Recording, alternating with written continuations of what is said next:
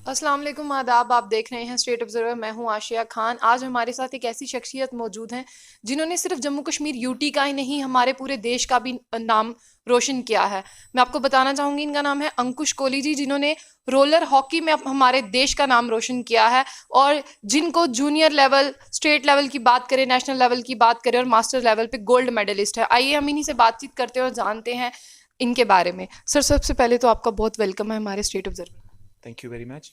Sir, मैं आपसे ये जानना चाहूंगी कि किस तरह का लगता है जब आप अपने देश को रिप्रेजेंट करते हैं। सबसे पहले जब खेलना स्टार्ट किया था तब तो ये नहीं था कि देश के लिए खेल पाएंगे या नहीं, लेकिन एक लेवल अचीव करके जब फर्स्ट टाइम 1997 में साउथ कोरिया में एशियन चैम्पियनशिप थी, वहाँ पे खेलने गए थे और वहाँ पे हमारा ब्रॉन्ज मेडल आया था। तो वो एक डिफरेंट टाइप की फीलिंग थी, खासकर जब इंडिया का नेशनल फ्लैग जब आपके सामने होता है तो आंखों में आंसू तो होते हैं।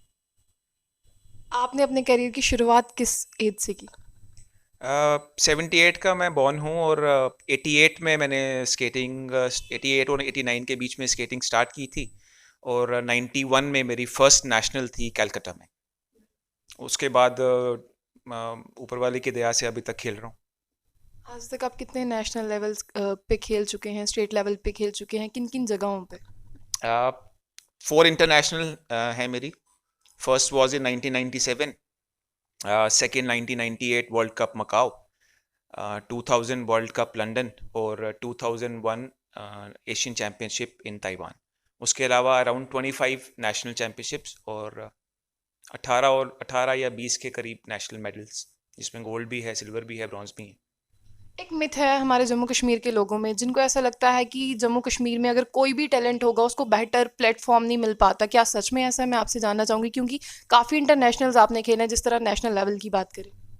नहीं, ऐसा नहीं है। SRO 349 जो पहले यहाँ पे था, अभी यूटी बनने के बाद it is the picture is still not clear, लेकिन उसके बेस पे बहुत से ऐसे स्केटर्स हैं या इनफैक्ट बाकी सब स्पोर्ट्स के जो स्पोर्ट्स कैटेगरी में ही they have been provided government jobs. तो ये इस चीज़ को कहना तो गलत रहेगा कि सरकार ने कुछ किया नहीं है, ऐसा बात नहीं है।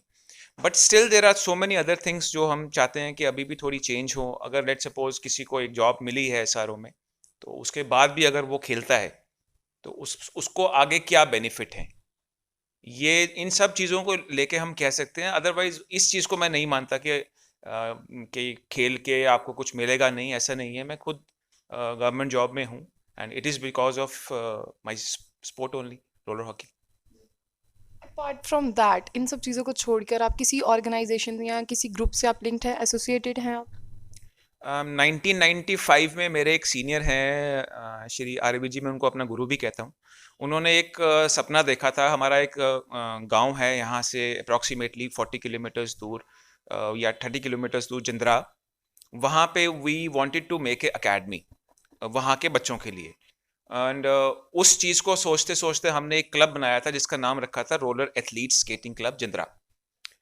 तब से लेकर अभी तक हमने, अगर मैं बिल्कुल भी गलत नहीं हूँ या सही हूँ, अप्रॉक्सीमेटली 100 फंक्शंस हम कर चुके हैं, जिसमें हमने स्टेशनरी डिस्ट्रीब्यूट की है। ये मैं सोशल वर्क आपको बता रहा हूँ, जिसमें हमने लोगों को फैंस डिस्ट्रीब्यूट किए हैं जगह जगह पे। और स्वच्छ भारत अभियान जब PM मोदी ने स्टार्ट किया था, वो हम कर चुके हैं। तो अभी तो उसी से एसोसिएटेड हूँ। I am vice president of that club. President is mister Aryaveer Singh Jamwal. जब आपने खेलना शुरू किया था अपनी उम्र में और आज का जो 2020 का ये दौर है, आपको किस तरह से लगता है कि तब क्या फैसिलिटीज़ नहीं थी, अब क्या चीज़ें हैं, इन सब में चेंज क्या लगता है आपको? टू बी वेरी फ्रैंक, जो फैसिलिटी हमें 1991 में हमारा स्केटिंग रिंक बना था, उसके बाद MS स्टेडियम की बात कर रहा हूँ मैं, उसके बाद वो 2013 या 14 के करीब फर्स्ट टाइम रेनोवेट हुआ। और 91 से और 2013 तक आप देख लीजिए, वो अभी भी आज की डेट में भी it is still not made. तो अगर आप उस तरह की बात करें कि जो इंफ्रास्ट्रक्चर होना चाहिए 2020 के हिसाब से, I to be very frank, I am not, अगर हमें एक इंटरनेशनल लेवल पे compete करना है तो it is not suitable at all. चलिए, इसको कंपेयर करें, आप अगर नेशनल लेवल पे गए हैं, इंटरनेशनल भी आपने खेला, बाहर की अगर आप कंट्रीज या स्टेट से कंपेयर करें जम्मू की ये सब फैसिलिटीज़ आपको किस हद तक लगती हैं? आप बाहर आप यहीं के देख लीजिए, जो एक प्राइवेट स्कूल में जो स्केटिंग रिंक होगा और जो गवर्नमेंट का स्केटिंग रिंक है, उसी में ज़मीन आसमान का फ़र्क आपको देखने को मिल जाएगा। जो ट्रैक, जो स्पीड का ट्रैक इस समय एमए स्टेडियम में है, अगर वहाँ पे गलती से कोई लड़का या लड़की या छोटा प्लेयर अगर वो गिर जाए, तो आई एम श्योर कि वो फ्रैक्चर के बिना उठ नहीं पाएगा, जो इस समय कंडीशन है।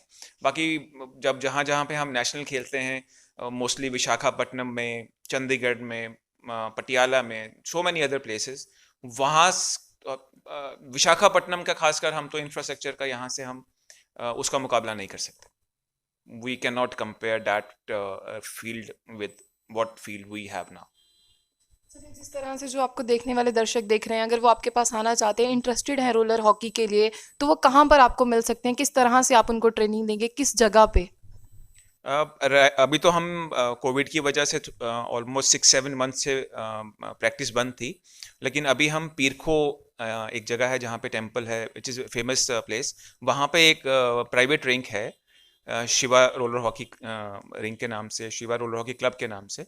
तो वो मिस्टर GS खुरमी है, जो प्रेसिडेंट है हमारे roller athlete, sorry, roller skating association के, JNK के। तो उन्होंने एक अपना इनिशिएटिव लेके एक रिंक बनवाया था। Right now we practice there only, और अदरवाइज एमए स्टेडियम में भी इस समय प्रैक्टिस स्टार्ट हो गई है। तो जो एंथुजियास्ट लोग हैं, they can any time come and avail the facility. जिस तरह से आपने अपने स्पोर्ट्स करियर की शुरुआत की, आपको पेरेंट्स का सहयोग रहा होगा, बट यहाँ पर बहुत सारे पेरेंट्स हैं जो अपने बच्चों को सपोर्ट नहीं करते। उन पेरेंट्स के लिए क्या मैसेज देना चाहेंगे? और जो हमारा यूथ है, उनके लिए आपका क्या मैसेज रहेगा कि उनको किस तरह से स्पोर्ट्स की तरफ एनकरेज होना चाहिए? जब स्पोर्ट्स स्टार्ट किया था, तो तब से लेकर आज इस एज तक पहुंच के एक चीज़ तो ज़रूर है कि मैं नशे से दूर रहा, which is very prominent now days. आप ही नोट करते रहती हैं। तो मैं तो यही कहूँगा, एक तो डिसिप्लिन लाइफ रहती है, एंड आप नशे से दूर रहते हैं, मेंटली एंड फिजिकली आप फिट रहते हैं। और पेरेंट्स के लिए तो I will just tell them कि जो आप किसी बच्चे से बात करो कि आप किसी गेम में हो, तो वो मोबाइल दिखा देगा और मैं ये खेलता हूँ। तो please, once this covid era is over, तो अब मैं तो यही कहूँगा कि उनको फील्ड में लेके आएँ, ना कि आप घर में उनको बांध के रखें। चलिए, बहुत बहुत शुक्रिया। जिस तरह से आप यहाँ पर देख सकते हैं कि इनके यहाँ पर मेडल्स हैं इनके, और ये इनको प्राइजेस मिले हुए हैं, जिस तरह से इनकी ट्रॉफीज़ हैं। बहुत ही अच्छा लगता है अपने देश को नेशनल और इंटरनेशनल लेवल पर रिप्रेजेंट करना। एक जिस तरह से इन्होंने बताया कि अपने देश का तिरंगा देख के आंखों में आंसू आ जाते हैं, उसी तरह से हम कहना चाहेंगे कि इन्होंने यहाँ पर ही नहीं, हमारी जम्मू कश्मीर यूटी में ही नहीं, अगर बात करें पूरे देश भर में रोशन किया है नाम। अगर बच्चों की बात करें, आजकल काफ़ी बच्चे मोबाइल्स पे लगे रहते हैं, बट कहीं ना कहीं उन सब चीज़ों से हटकर फिजिकल फिटनेस भी होती है, हमें स्पोर्ट्स की तरफ आना चाहिए। पेरेंट्स को भी मोटिवेट करना चाहिए अपने बच्चों को घर से बाहर निकालें। और जिस तरह से इन्होंने बताया कि जो ट्रू स्पोर्ट्समैन स्पिरिट होती है, वो हमारे अंदर होनी चाहिए एक जज्बे के तहत। तो ऐसी और भी अपडेट्स के लिए जुड़े रहिए स्टेट।